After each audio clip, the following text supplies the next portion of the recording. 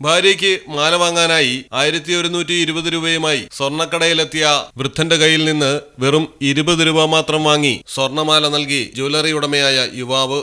കാരുണ്യ മനസ്സ് കണ്ട് കണ്ണിറഞ്ഞുപോയി വൃദ്ധ ദമ്പതികളുടെ.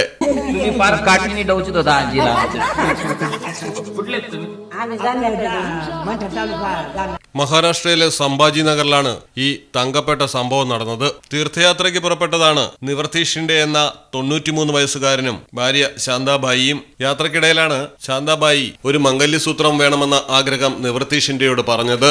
കയ്യിൽ വളരെ കുറച്ച് പണമേ ഉണ്ടായിരുന്നുള്ളൂ എങ്കിലും ഭാര്യയുടെ ആഗ്രഹം നിറവേറ്റാൻ തന്നെ വൃദ്ധ മനസ്സ് തീരുമാനിച്ചു. പ്രത്യേകിച്ച് പ്രതീക്ഷയൊന്നുമില്ലാതെയാണ് ഇരുവരും ജ്വല്ലറിയിൽ കയറി ചെന്നത്.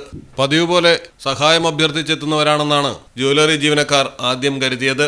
മാല വേണമെന്നും കയ്യിൽ ഇത്രയും പണമുണ്ടെന്നും വൃദ്ധൻ പറഞ്ഞു. ശേഷം 1120 രൂപ മുന്നിൽ വെച്ചു. ജീവനക്കാർ കടയുടമയെ വിവരമറിയിച്ചു. ഈ പ്രായത്തിലും പരസ്പര സ്നേഹം അത്രമേൽ ദൃഢമായി കൊണ്ടു നടക്കുന്ന ഇരുവരെയും കണ്ട് കാര്യം മനസ്സിലായതോടെ ജ്വല്ലറി ഉടമ പണം വാങ്ങാതെ സ്വർണം നൽകാൻ തീരുമാനിക്കുകയായിരുന്നു. മാലയുടെ ഒരു കെട്ട് കൊണ്ടുവന്നിട്ട് ഇഷ്ടമുള്ളത് എടുത്തുകൊള്ളാനും ആവശ്യപ്പെട്ടു. എന്തെങ്കിലും വാങ്ങണമെന്ന നിവർത്തി ഷിൻഡെയുടെ നിർബന്ധപ്രകാരമാണ് 20 രൂപ മാത്രം എടുത്തത്.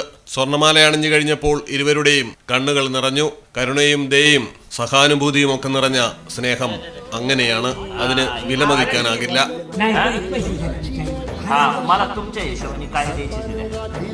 സംഭാജി നഗറിലെ ഗോപിക ജ്വല്ലറിയാണ് ഈ സുവർണ നിമിഷങ്ങൾക്ക് സാക്ഷ്യം വഹിച്ചത്.